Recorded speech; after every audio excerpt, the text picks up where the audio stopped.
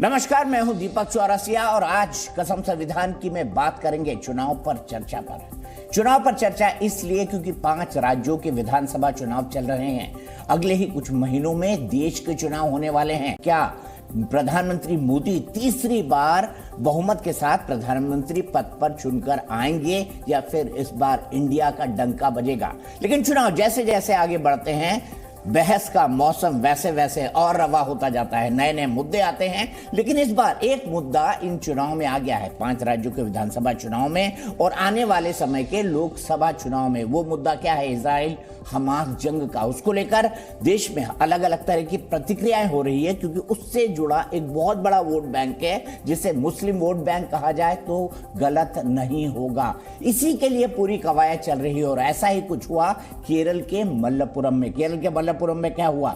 वहां पर जो कुछ जंग चल रही है, वहां पर एक रैली निकाली गई जो आम फिलिस्तीनियों को मारा जा रहा है। हालांकि फिलिस्तीनियों के मारे जाने के खिलाफ खुद भारत है। भारत फिलिस्तीन के राष्ट्रपति मोहम्मद अब्बास के साथ बात भी कर चुका है और गाजा में मानवीय सहायता भी भेज चुका है। लेकिन वो जो आतंकवाद हुआ है इजराइल का, उसका भी कठोर शब्दों में विरोध करता है। अब मल्लपुरम की इस रैली के अंदर क्या होता है? मल्लपुरम की इस रैली के अंदर खालिद मशेल नाम का एक हमास का एक्टिविस्ट, अगर मैं आतंकवादी कहूं तो गलत नहीं होगा, उसकी तकरीर होती है। और तकरीर के बाद क्या होता है? एक कम्युनिटी सेंटर के अंदर ब्लास्ट होता है जहां पर क्रिश्चियन प्रेयर्स चल रही थी। एक बार फिर से इसको आपको समझाता हूं कैसे क्या क्या हुआ। इसमें कल केरल में ईसाइयों की प्रार्थना सभा में 3 धमाके हुए थे, लेकिन उसके असर से केरल से लेकर दिल्ली में सियासी गलियारे धधक रहे हैं। धमाके के लिए बीजेपी ने केरल की लेफ्ट सरकार और कांग्रेस को जिम्मेदार ठहराया है। आरोप लगाया है कि कट्टरपंथी ताकतों को सर पर बिठाने की वजह से केरल में धमाके हुए हैं। इन धमाकों से 2 दिन पहले केरल के ही मल्लापुरम में जमात इस्लामी की रैली हुई। एक वर्चुअल मीटिंग भी हुई जिसे हमास के एक नेता खालिद मशेल ने वर्चुअली संबोधित किया। रैली में हिंदुओं और यहूदियों के खिलाफ नारे लगाए गए। नारे क्या थे वो भी बताता हूं। बुलडोजर हिंदुत्व और रंगभेदी यहूदीवाद को उखाड़ फेंको, ये नारा लगा था। अब दोनों घटनाओं का कनेक्शन ढूंढा जा रहा है और इसी पर सियासत भी तेज हो गई है। आज बीजेपी अध्यक्ष जेपी नड्डा ने बड़ा बयान दिया है। कहा है कि गाजा के वार जोन को अब केरल में लाने की साजिश हो रही है। बीजेपी ने आज सवालों की झड़ी लगाई, पूछा कि हमास के नेता को तकरीर की इजाजत कैसे मिली, रैली के बाद कोई कार्रवाई क्यों नहीं हुई। बीजेपी ने इसे कांग्रेस और लेफ्ट सरकार का साझा सांप्रदायिक एजेंडा बता दिया है। जवाब में सीएम विजयन ने कहा कि जहरीले लोग जहर उगलने के काम पर लगे हुए हैं। इस बीच विस्फोट के आरोप में डोमिनिक मार्टिन को लेकर नया खुलासा भी हुआ है। उसके दुबई कनेक्शन का पता चला है। मार्टिन 15 साल से दुबई में था और 2 महीने पहले ही केरल आया था। उसने धमाकों की बात कबूली है, उसने सरेंडर भी किया था, लेकिन उसका मोटिव साफ नहीं है। वो कहानियां बनाता हुआ दिख रहा है। इसलिए यह शक गहरा है कि मार्टिन सिर्फ मोरा तो नहीं, कहीं वो भी डेविड कोलमैन हेडली जैसा कोई कैरेक्टर तो नहीं है जो नाम बदलकर मजहब बदलकर 8 बार मुंबई की रेकी करने आया था। हालांकि इस बारे में अभी कोई सबूत नहीं है, सिर्फ शक गहराया हुआ है। तो इन सारे सवालों पर बात करेंगे, साथ ही ये भी जानेंगे कि क्या वाकई केरल में सियासत का कोई कट्टरपंथी प्रयोग चल रहा है। इसी पर बात करने के लिए हमारे साथ कौन कौन लोग जुड़ गए हैं मैं बता दूं आपको। भारतीय जनता पार्टी के राष्ट्रीय प्रवक्ता आरपी सिंह साहब मेरे साथ हैं। लेफ्ट के नेता के तौर पर विवेक श्रीवास्तव मेरे साथ है। दानिश कुरैशी जी जो कि AIMIM के नेता हैं वो मेरे साथ है। DK Dubey ji political analyst हैं, जाने माने सुप्रीम कोर्ट के वकील हैं, वो भी मेरे साथ हैं। और ये इस पूरी बहस को मैं आगे बढ़ाऊं उससे पहले क्या क्या हुआ है अब तक उसका अपडेट देख लेते हैं।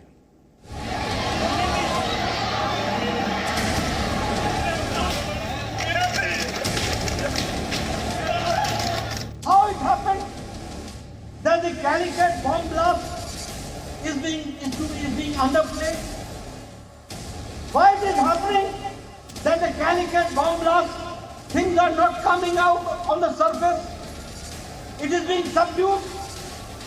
Who is in the government? Let independent inquiry take place. The government of India is in full support for that inquiry and will give all assistance which is needed. But Mr. Pinarayi Vijayan, go into the depth of it.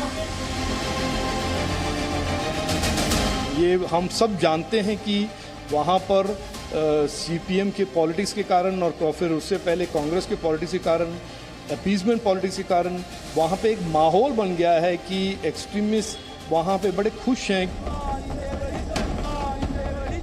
Political parties मिलकर ये नहीं तय करेंगे, वो मैं CPM और कांग्रेस के बारे में कह रहा हूँ, कि केरल को ऐसा एक टेरर स्टेट या टेररिस्ट एपिसेंटर बनने का जो एक किसी लोगों में एक प्रयास है, उसको हम रोकेंगे नहीं। किसी संभावना से इनकार नहीं किया जा सकता, लेकिन कुल मिलाकर हो तो रही है, और इनकी जिम्मेदारी निश्चित रूप से प्रदेश की सरकार और केंद्र सरकार दोनों की है, अगर बाहरी है तो। कम्युनिस्टों के नाक तले समर्थन के साथ वहां पर हमास के आतंकवादी संगठनों को तकरीर करते हैं। आखिरकार ये कांग्रेस और कम्युनिस्ट, इनका समर्थन इनको क्यों? केरल में सरकार सीपीएम की है, केंद्र में सरकार इनकी मोदी जी की। आईबी क्या कर रही और बीएसएफ क्या कर रहा है, रॉ क्या कर रहा है? वहाँ पर ये दुखद घटना हो जाती है और कांग्रेस मौन रहती है। ये कांग्रेस के तुष्टीकरण का और दोहरे चरित्र का प्रमाण पत्र है। आतंकवादी घटना कोई भी हो, भारतीय जनता पार्टी उसकी घोर निंदा करती है।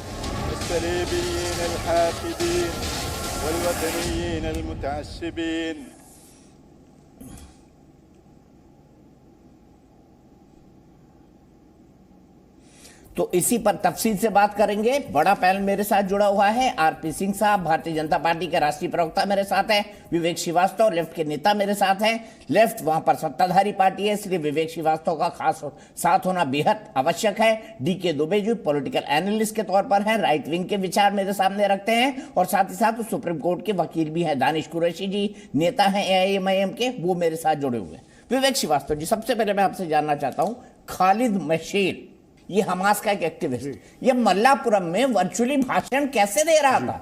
आपके यहाँ का माहौल खराब करने के लिए या चंद वोटों के लिए? नहीं, वोट कहां से आ गए? जमाते इस्लामी कोई वो रिप्रेजेंटेटिव थोड़ी ना है देश के सारे मुसलमानों का। मैं यही कह रहा हूं कि तुष्टीकरण, अपीजमेंट, ये बड़े फैशनेबल शब्द हो गए हैं आजकल दीपक चौरसिया जी। जब से 2014 के बाद मोदी साहब आए हैं, अपीजमेंट हो गया साहब, तुष्टीकरण हो गया साहब। अरे पैलेस्टीन का समर्थन कर रहे हैं, तुष्टीकरण के लिए कर रहे हैं। यही नहीं मालूम कि पैलेस्टीन को आधे से ज्यादा मुसलमान देश खुद भी सपोर्ट नहीं दे रहे थे, भारत दे रहा था। जैसा मैंने बताया आपको, 68 कम्युनिस्ट पार्टी समर्थन दे रही है टर्की के अंदर इकट्ठे पैलेस्टीन के कॉज को। क्या वो सारे मुसलमान हैं? ऐसा नहीं है। तो ये हर चीज को तुष्टीकरण, अपीजमेंट कहना गलत है। यहाँ का मुसलमान कोई बेवकूफ नहीं है जो बैठा हुआ है कि आप गए और आपने ड्रामे। अच्छा, मुझे छोड़ दीजिए, चलिए मैं जाता ही नहीं, मुसलमान वोट बैंक पे जाता ही नहीं। मुझे सिर्फ इतना बता दीजिए, सिर्फ इतना बता दीजिए जी, हमास नेता खालिद मशील ने वहां पर भाषण कैसे दिया, किस अथॉरिटी के साथ, और सरकार ने इसको परमिट कैसे किया? जी नहीं, देखिए, अब वो परमिट किया नहीं किया उस पर इंक्वायरी है, उसमें बातचीत चल रही है। क्योंकि नॉर्मली क्या होता है, जैसे हम लोग भी प्रोटेस्ट करते हैं पूरे देश में, जंतर मंतर पे करते हैं, केरल में प्रोटेस्ट करता है, उसका एक तरीका है। उसके भाषण के बाद ये कहा जा रहा है कि चर्च पर विस्फोट किया गया। नारा क्या लगा था? हिंदुत्ववादियों और यहूदीवादियों को खत्म करो दुनिया से, ये नारा था वहां पर। एक सेकंड, बड़ी गजब सेक्युलर और नेशनल इंटीग्रेशन की सरकार है।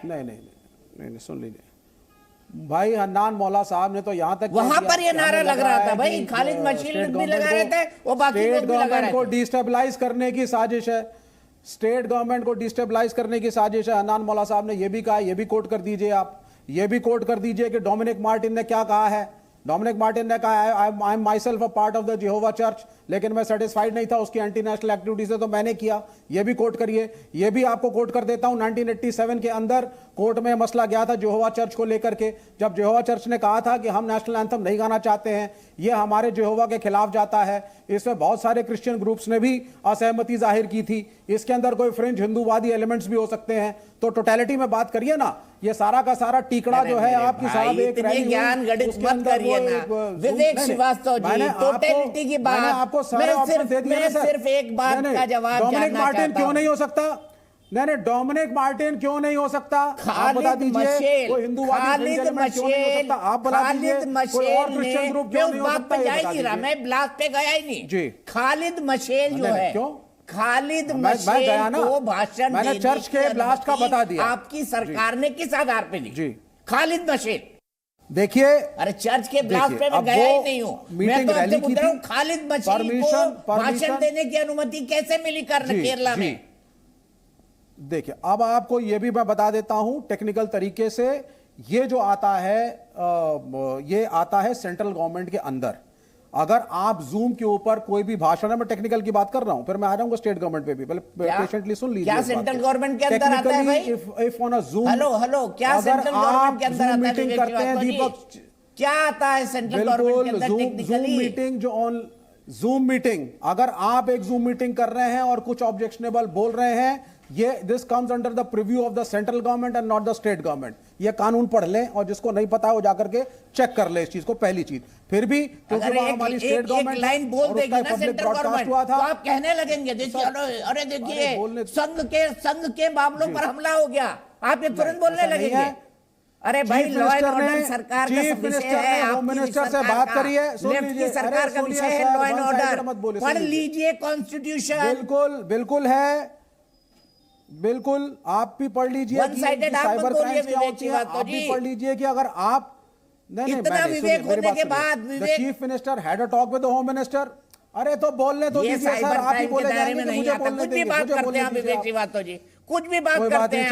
अरे कुछ भी बात करते हैं, अरे मेरे को ये बताओ बोलने तो दीजिए सर, परमिशन कैसे मिली? अरे आप सुन लीजिए पहले। के आदमी खालिद मशेल को वहां भाषण देने की अनुमति कम्युनिस्ट सरकार ने कैसे? भाषण किस टॉपिक पे बोलना था, किस टॉपिक पे बोलना था और किस टॉपिक पे बोल गए, इसमें एक फर्क हो सकता है, यह भी मैं आपको बता दूं। लेकिन कोई रिस्ट्रिक्शन नहीं है आज इंटरनेट की दुनिया में कि कौन क्या बोल रहा है। अगर एक पब्लिक में हमारे लोग भी जाते हैं, विदेश से बोलते हैं, हम भी जूम मीटिंग में बोलते हैं, बहुत से पब्लिक मीटिंग से बोलते हैं। अरे सुनिए ना, वो गाना था ना राज कपूर का एक। सर मैं आपको बता देता हूं, इस देश के अंदर पैलेस्टीन का एम्बेसडर बैठा है, दीपक चौरसिया जाकर के, विवेक मरने का मन कर रहा है, दीपक चौरसिया जाकर के फिर पैलेस्टीन के एम्बेसडर की वापसी करवा दीजिए। नहीं सर, गजब बात करते हैं आप। हमास नाम का एक संगठन जिसके ऊपर आतंकवाद के आरोप हैं, उसके एक आदमी को आप वहां पर बोलने का मौका दे रहे हैं। आप सुन लीजिए, तर्क में कुछ भी बोल रहे हैं। यूनाइटेड नेशंस ने हमास को अभी आतंकवादी नहीं घोषित किया, आप घोषित करें, वो कह रहा है आप घोषित कर रहे हैं, यूनाइटेड नेशंस ने नहीं घोषित किया। अच्छा सर सुन लीजिए पहले, यूनाइटेड नेशंस ने हमास को पहले आतंकवादी घोषित नहीं किया, आप घोषित कर रहे हैं। बवाल जो भारत सरकार ने आतंकवाद की निंदा करी है, हमास की आतंकवादी हरकत के कारण हुआ है। सर आप यूनाइटेड नेशंस के सेक्रेटरी जनरल से ज्यादा समझदार हैं। आतंकवाद Are you more intelligent than the secretary general? की परिभाषा होनी आप सुन चाहिए। लीजिए, तो फिर पैलेस्टीन के एम्बेसडर को वापस भेज दीजिए आप। के बारे में बाकी लोग क्या बोल रहे हैं आजकल, और उनकी एम्बेसी को बंद कराइए आप, वो भी हमास का है। छोड़ दीजिए विवेक। नहीं तो फिर पैलेस्टीन की जो एम्बेसी है उसको क्यों चालू रखा है आपने? अपनी बात पे आने के बजाय दाएं बाएं यहाँ वहां, अरे दाएं बाएं बात करें। मैं एक सिंपल लाइन पूछ रहा हूं कि हमास के एक आदमी को केरल में जमात इस्लामी की रैली में क्यों भेजा? आप बोल रहे केंद्र की जिम्मेदारी, आप बोल रहे होम मिनिस्टर ने बात करी है, अरे आपकी जिम्मेदारी कहां गई भाई? तो मेरी जिम्मेदारी मुझे जवाब दीजिए। आप चुप तो रहे पहले, 30 सेकंड ना बोलिए, 30 सेकंड ना बोलिए please, and don't interfere. You are interfering and not letting me speak. पहली चीज मैं फिर से रिपीट करूंगा, इंटरफेयर मत करिएगा। ये जूम मीटिंग पे अगर आप भी कल गलत बोलते हैं, it comes under cyber act and the central government should investigate, number 1। Number 2, फिर भी क्योंकि हमारी स्टेट गवर्नमेंट है और एक जूम की मीटिंग का पब्लिक ब्रॉडकास्ट हुआ, तो हम उसकी रिस्पॉन्सिबिलिटी भी लेने के लिए तैयार हैं। किस टॉपिक पे बोलना था और क्या बोल गए, ये फर्क हो सकता है, उस पर एक्शन लिया जाएगा। दूसरी चीज, तीसरी चीज, यूनाइटेड नेशंस ने अभी तक हमास को एक टेररिस्ट ऑर्गेनाइजेशन नहीं घोषित किया गया है। चौथी चीज, इस देश के अंदर आज भी पैलेस्टीन की एम्बेसी है, पैलेस्टीन के एम्बेसडर हैं, उनका डिप्लोमेटिक स्टाफ बैठा है जिससे भारत सरकार टच में है। अगर आपको पैलेस्टीन से बहुत एलर्जी है, उनको वापस पहले करवाइए भारत सरकार से। आप यह दोहरी नीति मत बोलिए। अक्टूबर 7 अक्टूबर 7 अक्टूबर 7 1948 से आज तक इजराइल रोज करता आया है चीज पैलेस्टीन में, यहां दही जमी हुई है मुंह के अंदर। And Palestine is not a Muslim cause. Vivek Srivastava ji, It is a nationalist cause जिसके साथ दुनिया के बहुत से पार्टी आप यहाँ से 1 मिनट हो गए ना, 3 सेकंड आपके हो गए ना, 30 सेकंड आपके, अब सुन लीजिए जी जी, हो गए ना 30 सेकंड, अब सुन लीजिए जी। आप है ना यहाँ पे जुबानी जमा खर्चा करते हैं और मुंह में दही जमा लेते हैं हर विषय पे। अभी आपने दही जमा लिया है कि खालिद मिशेल ने भाषण कैसे दिया। सर मैं तो इजराइल भी हो आया हूँ, फिलिस्तीन भी हो आया हूँ, एहूद बराक से भी मिला हूँ, यासिर अराफात से मिलता हूँ, और आगे की बात और बता देता हूँ। ये आपकी खाली वोट बैंक की पॉलिटिक्स है, जो आप ये खालिद हमेश मशेल और जमीयत इस्लामी के लोगों के खिलाफ कार्रवाई नहीं कर रहे। कम्युनिस्टों का वोट बैंक धर्म के आधार पे नहीं होता, के अंदर घृणा फैलाने के लिए जमीयत इस्लामी के लोगों पर गिरफ्तार होना चाहिए। कोई भी वोट बैंक धर्म के आधार पे नहीं होता। आप प्लीज अपने नॉलेज को अपडेट करिए। जमात इस्लामी का कम्युनिस्ट पार्टियों से लेना देना नहीं है, इट्स अ डिफरेंट ऑर्गेनाइजेशन। क्योंकि आपको मुसलमान वोट देते हैं वहां के। बिल्कुल नहीं सर, बिल्कुल नहीं है सर। जो कम्युनिस्ट पार्टियां पाकिस्तान में है वो हिंदू माइनॉरिटी के लिए लड़ती हैं, जो कम्युनिस्ट पार्टियां इंडिया में है वो मुसलमान माइनॉरिटी के लिए लड़ती हैं और लड़ेंगी। एक देश बता दीजिए, एक मिनट सुन लीजिए। आज झगड़ा हो गया, विवेक जी, आज झगड़ा हो गया। एक नाम बता दीजिए जो कोई कम्युनिस्ट पार्टी किसी डिक्टेटर मुल्क में चलती हो, किसी इस्लामिक मुल्क में चलती हो, बताइए कौन सा देश है इस्लामिक जिसमें कम्युनिस्ट पार्टी चलती है? पाकिस्तान में है कम्युनिस्ट पार्टी। सुनिए दीपक चौरसिया जी, सुनिए, पाकिस्तान में बिल्कुल है, आप गलत हैं, मेरी बात सुन लीजिए। नहीं, सऊदी अरबिया भी आई है ना, सऊदी अरबिया भी आई है। नहीं, और टर्की जो खाली जो है दिखाने के लिए, 10 सेकंड दीजिए। आप गलत बोल रहे हैं। अब आप बोलने नहीं दे रहे हैं मुझे, गलत बात आप बोलने दीजिए। मुझे बहस में आगे बढ़ना है, मुझे बहस में आगे बढ़ना है। अब आप दिल से नहीं बोलेंगे, गलत बात सर। नहीं, आप मुझे 10 सेकंड देंगे। चीजों को आपने सवाल पूछा, उत्तर आप लेंगे। कोई भी सर आप मुझसे उत्तर लेंगे, जहां कम्युनिस्ट पार्टी चलती है आप मुझसे उत्तर लेंगे। बिल्कुल चल रही है, मुझे बोलने देंगे। कहीं का इतिहास बीजेपी के प्रवक्ताओं से ट्यूशन लेने के मैं सीधे आरपी सिंह साहब के पास जाऊंगा। अब मैं अगली बार आऊंगा तब आ जाइएगा। ये गलत बात है, ये गलत बात। ना, अब आप इसका उत्तर सुनेंगे सर, मैं वॉकआउट करूंगा। विवेक भाई, आपने प्रश्न पूछा, भागेंगे मैं तो आपसे भी सीखता हूँ। You have to let me speak. मैं तो आपसे भी सीखता हूँ। नहीं, आप सिखाइए, कुछ ज्ञान दीजिए मुझे प्लीज। आपने मुझसे प्रश्न पूछा, मैं ज्ञान का बहुत भूखा हूँ। मुझसे प्रश्न पूछा तो मुझसे 10 सेकंड में उत्तर। हाँ बोलिए, 10 सेकंड, सिर्फ 10 सेकंड लीजिए ना सर, 10 सेकंड ही तो मांग रहा हूँ, 10 सेकंड लिया। सबसे पहली चीज, कम्युनिस्ट पार्टी ऑफ टर्की है। टर्की के अंदर 68 कम्युनिस्ट देश इकट्ठे हुए थे, वहां पे पैलेस्टीन के समर्थन में रेजोल्यूशन पास हुआ है। दूसरी चीज, विभाजन के बाद कम्युनिस्ट पार्टी ऑफ पाकिस्तान गई थी, उसको बैन किया गया। आज वहां पे 4-5 कम्युनिस्ट पार्टियां हैं जो वहां पे कॉजेस के लिए लड़ रही हैं। इस प्रकार से ईरान के अंदर भी एक कम्युनिस्ट लेफ्ट बड़ी स्ट्रांग मूवमेंट है। ऐसे अनेकों मुल्क हैं, लेकिन बीजेपी के प्रवक्ताओं को पता नहीं होता। करेक्ट हम जानबूझ के करते नहीं है, क्योंकि जो दर्शक है वो समझदार है। एक ही मुल्क है, नहीं होता जहां पर आज भी आप बैठे हुए हैं। एक ही मुल्क है। नहीं, पाकिस्तान गलत, इस्लामिक कंट्रीज हैं, कम्युनिस्ट मूवमेंट हर जगह पे है, कि 56 हर जगह पर है। ये देखिए पहले और दूसरे नंबर पे चल रही है। और कम्युनिस्ट पार्टी अब पाकिस्तान वालों को क्या हाल किया गया, थोड़ा इतिहास पढ़ लीजिएगा। आरपी सिंह साहब, ये क्यों हुआ केरल का मसला बताइए। मैंने बहुत टाइम दे दिया विवेक जी को। दीपक भाई, अभी हाल में मैं नहीं सर, आप सही है सर, आप जिले इलाही हैं। विवेक जी, ऐसा नहीं, आप बोलिए सर, आप बोलिए। विवेक जी, अपेक्षा करूंगा कि अब आप बोलेंगे नहीं। मैंने आपको पूरे ध्यान से सुना और आपको बिल्कुल टोका नहीं, और दीपक ने भी आपको पूरा समय दिया। मतलब हमें भी इतना समय शायद देते नहीं दीपक भाई कभी भी। परंतु भी हाल के अंदर इन लोगों ने मुस्लिम लीग के साथ टाइप करने की बात करी है। ये किस बात की बात कर रहे हैं और किस बात की ये कहते हैं कि हम लोग रिलीजन में विश्वास नहीं करते। मैं आपको वो लिंक भेज दूंगा, या इनकी पार्टी ने ऑलरेडी मुस्लिम लीग से कैसे संबंध बनाए और कैसे उनके साथ टाइप करे चुनाव को चलते हुए। ये भी पिछले साल की बात है, ये सारा मामला चला है। परंतु जो मूल बात समझेंगी, एक विदेशी आतंकी संगठन का व्यक्ति खालिद मिशेल वहां पर ओपनली प्रचार करता है, ओपनली आकर धमकाता है, ओपनली आकर समाज में वेमनेस फैलाता है ओपनली, और कहता है कि हिंदुओं और ज्यूज को मारना है। वो इंग्लिश ज्यूज और बुलडोजर हिंदुत्व के खिलाफ बोलता है, इस प्रकार की भाषा इस्तेमाल करता है। वहां ताड़ियां बजाई जाती है, उसके नारे को वापस जवाब दिया जाता है उसी भाषा के अंदर। वहां पुलिस क्या कर रही थी? अगर वो किसी व्यक्ति ये कह रहे हैं कि सेंटर के अंदर था, किसी व्यक्ति ने कोई टेक्नोलॉजी का दुरुपयोग कर कर अगर वहां पर वो कर रहा था, उसी समय वहां की सरकार को, वहां की पुलिस को एक्शन लेना चाहिए था। वहां की इंटेलिजेंस क्या कर रही थी, वहां का सीआईडी क्या कर रही थी, वहां तुरंत के तुरंत वहां उस पर एक्शन क्यों नहीं हुआ, वही तुरंत के तुरंत उस सभा को रोका क्यों नहीं गया। और अब सभा हुआ भी समय हो गया, ये बता दें किन लोगों के खिलाफ इन्होंने एक्शन लिया, किन लोगों को इन्होंने अरेस्ट किया। वहां पर ओपनली कहा कि हम हिंदुओं और जीओस को मारेंगे, हम यहूदियों और हिंदुओं को मारेंगे। क्या किसी ने एक्शन लिया क्या? एक बात ही, और ये पहली बार थोड़ा हो रहा है। वहां तो ओपनली वहां पर परेड निकलती है, वहां पर ओपनली वो एक मुस्लिम गेट टुगेदर करते हैं, उसमें परेड निकालते हैं, उसमें वो लोग जमात के लोग वहां पर हथकड़ी पहनाए दिखाते हैं, आरएसएस के लोगों को पीटते हुए दिखाते हैं कि हम पीट रहे हैं, वो एक जुलूस में दिखाते हैं। आज तक कभी एक्शन नहीं हुआ, कभी एक्शन नहीं लेंगे। नहीं, ये तो व्यक्ति की आजादी है, ये तो अभिव्यक्ति की आजादी की बात करते हैं उस सारे मुद्दे को लेकर। परंतु क्या एक शब्द इनके मुंह से कभी उइगर मुस्लिम वालों के बारे में निकला क्या? चाइना के अंदर जिस प्रकार से वहां पर पूरा का पूरा मुसलमानों का खात्मा किया जा रहा है, किस प्रकार से उनको चेंज किया जा रहा है, उस पर कभी क्या एक शब्द बोला?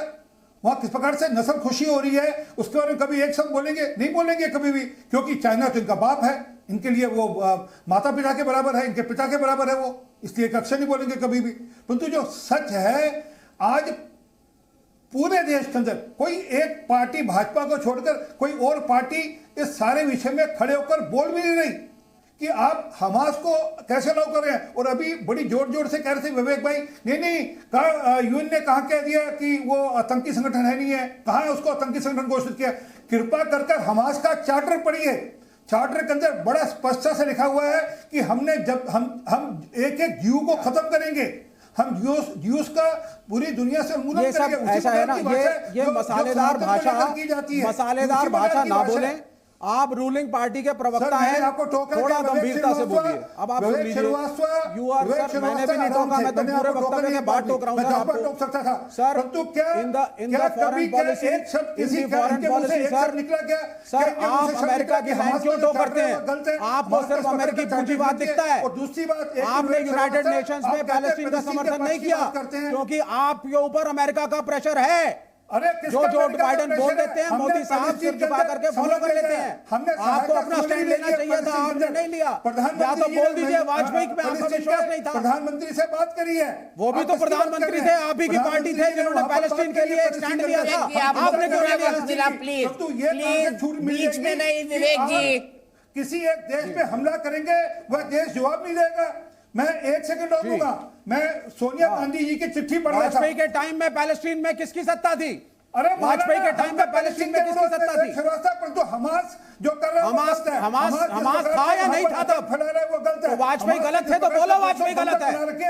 आप बोलिए वाजपेयी गलत थे, वाजपेयी को पैलेस्टीन का समर्थन नहीं करना चाहिए था, बोलिए आप। मोदी जी ने भी पैलेस्टीन के समर्थन ठीक थे भाई, ऐसे कैसे हो सकता है? चिट भी मेरी पट भी मेरी, ये थोड़ी ना होता है। ये सीधा बोलिए, आप अमेरिकन लाइन क्यों करते हैं? घटनाओं को या आतंकवाद का समर्थन नहीं करेंगे। अरे सर, वही हमास तब भी था, वही पैलेस्टीन तब भी था। आप ही की पार्टी ने स्टैंड चेंज करा है आज अमेरिकन प्रेशर में, इस बात को मानिए आप। दीपक भाई, पार्टी वही है, आपकी नेता अलग था। बिल्कुल रोका नहीं था। एक बार बता दीजिए, जब पॉइंट ही नहीं है तो एक मिनट ब्रेक पे जाना है। और आप लोग बड़ी बड़ी बातें करते हैं, हमारा धर्म से कुछ नहीं है।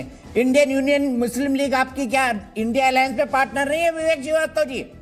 और समय समय पर केरल में आप क्या करते हैं उनके साथ?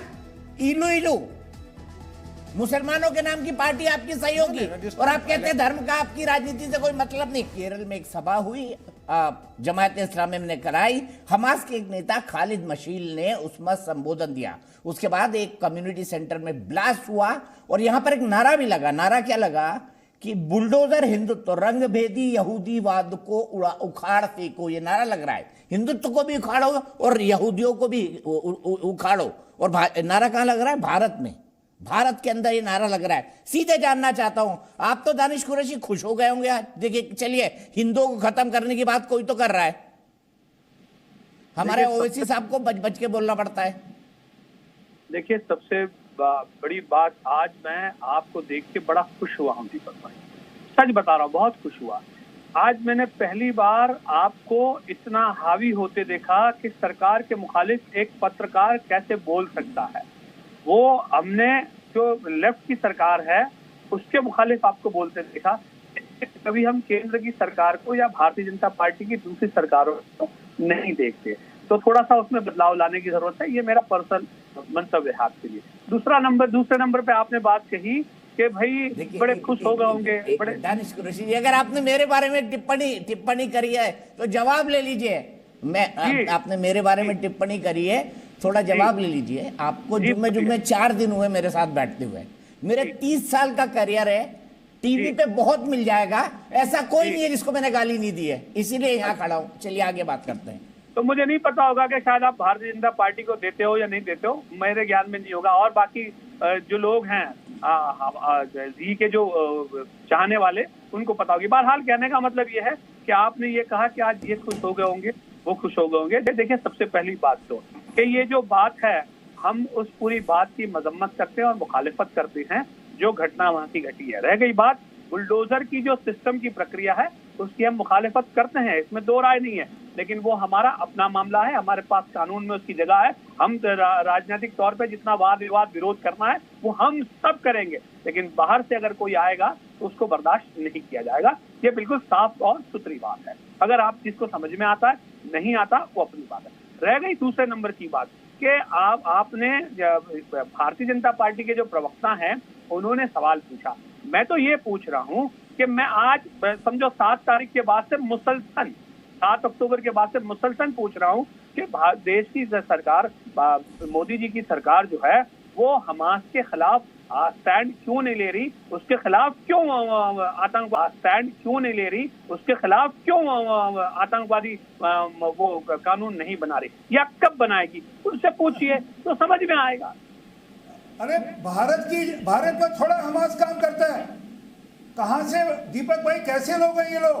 भारत सरकार में अगर कोई, सुनिए मेरी बात, हमास पैलेस्टीन में है। जवाब दो, कानून बनाएंगे। जवाब दो, बड़े से कहा प्रधानमंत्री जी ने कि हमास की जो आतंकी घटना अरे है, जवाब मुझे ये बताइए कि अगर इसके खिलाफ आतंकवादी कार्रवाई करनी होगी तो किस कानून के मातहत करेंगे? जो घटना अगर आप बता रहे हैं कल की, तो कैसे करेंगे बताइए? ये वहाँ की सरकार को करनी होगी, वहाँ की सरकार को करनी होगी। उन सब लोगों के खिलाफ कार्रवाई करनी होगी। केंद्र सरकार क्लैरिफिकेशन करेगी तब तो कोई करेगा।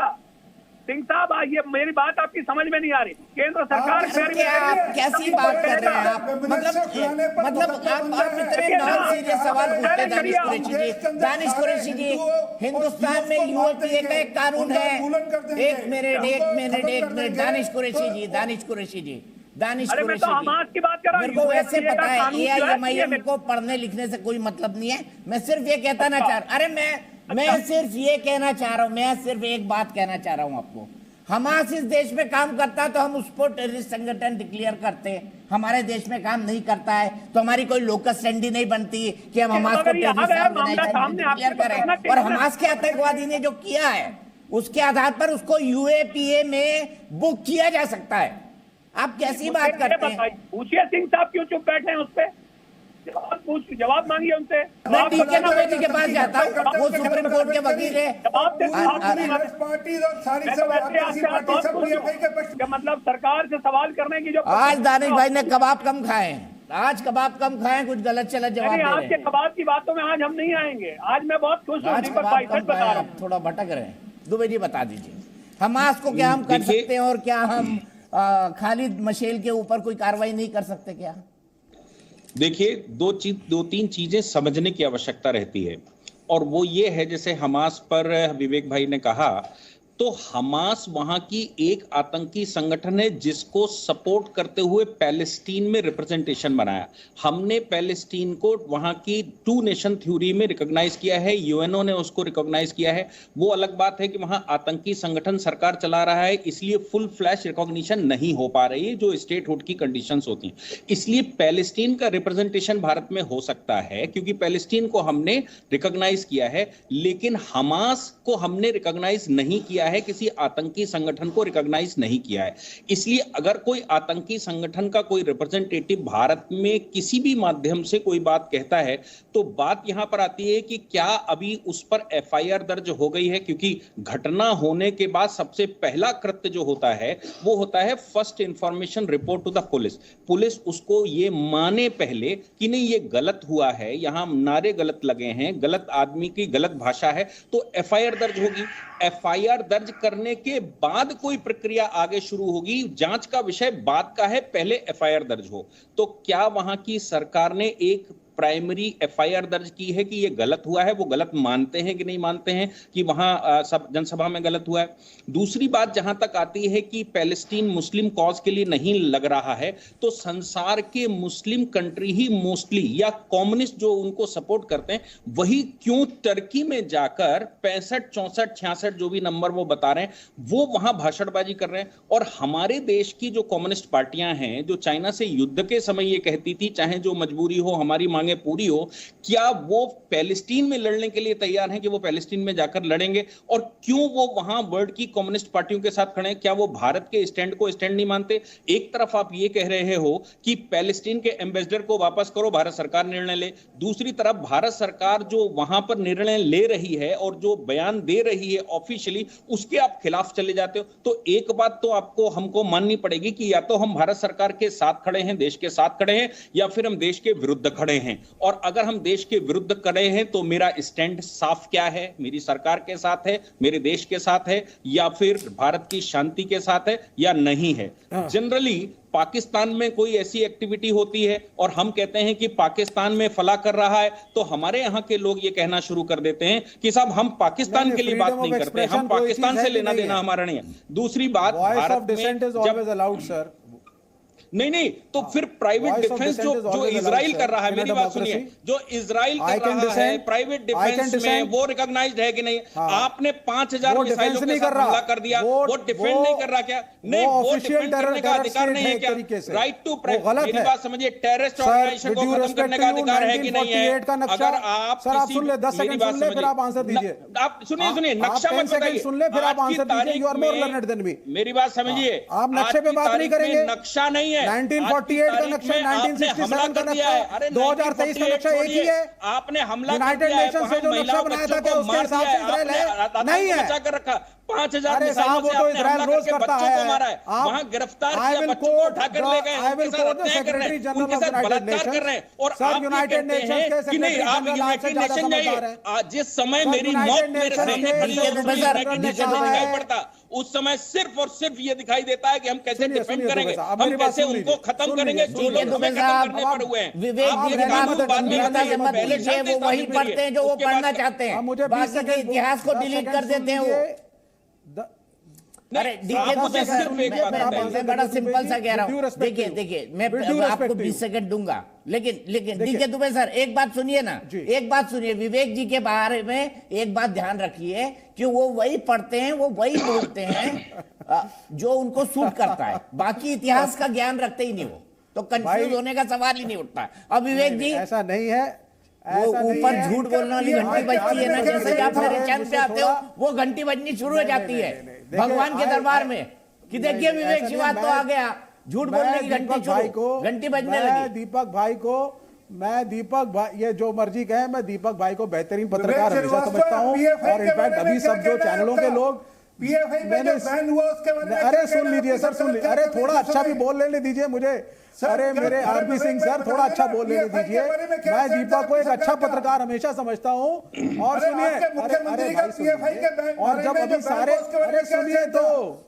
अच्छा ठीक है, रैली कंप्लीट हो गई आपकी, अब मेरी सुनिए। मैं जब सारे चैनल के पत्रकार जा रहे थे वहां इजराइल पैलेस्टीन, तो मुझे दीपक चौरसिया के युवा दिन याद आ रहे थे कि जब एक जमाने में जाया करते थे और टैंकों पे खड़े हो जाते थे और वहां से दूरदर्शन पे दिखाया जाता था और सब लोग देखते थे, तो वह एक लाजवाब पत्रकारिता होती थी। तो मैं अभी भी दीपक को बहुत अच्छा पत्रकार समझता हूं। ये ठीक है वो आज एक अलग तरीके से मुख्तलिफ मुझसे बोल रहे हैं या उनकी राय मुझसे अलग हो सकती है, लेकिन एक म्यूचुअल रिस्पेक्ट देना एक दूसरे को बड़ा जरूरी है, मैं समझता हूं। दूसरी बात दुबे साहब आप सुन लीजिए सर, ये लड़ाई जमीन की है, 1948 के नक्शे में 2023 के नक्शे में बड़ा फर्क है। विवेक भाई हो गया, विवेक भाई मेरे पास सिर्फ 30 सेकंड बचे, मुझे आरपी सिंह साहब को देना पड़ेगा वक्त। ठीक ठीक ठीक, ओके। दीपक भाई, ये वोट बैंक की राजनीति के चलते किसी हद तक जाएंगे। सोनिया गांधी हो, इंडिया अलायंस हो, इनको सिर्फ मुसलमानों को वोट चाहिए, इसलिए बाटला हाउस होता है तो इनकी आंखों से आंसू टपकते हैं। इसलिए भारत में भगवा वो भी इस देश के नागरिक हैं। आप भूल जाते हैं कि मुसलमान भी इसी देश के नागरिक हैं। इसलिए कमलनाथ जाकर कहते हैं अगर मुझे बिल्कुल नहीं, हमारी पार्टी सबकी पार्टी है, जीत जाऊंगा। हमारी पार्टियां सबकी पार्टी हैं, हमें सबके वोट चाहिए। देश के आपकी पार्टी को शायद आप धर्म विशेष की पार्टी है, हमारी पार्टी सबकी पार्टी है। पूरी की पूरी सोच सिर्फ वोट बैंक की है, इनके लिए देश नहीं है। अच्छा, अब हो गया। मेरे ख्याल से वक्त हमारा खत्म हो गया है, लेकिन मुझे लगता है कि ये मुद्दा इतनी जल्दी खत्म नहीं होगा। आप तमाम मेहमान जो हमारे साथ जुड़े, उसके लिए आप तमाम लोगों का बहुत बहुत शुक्रिया। अफसोस इस बातचीत के लिए मेरे पास वक्त इतना ही।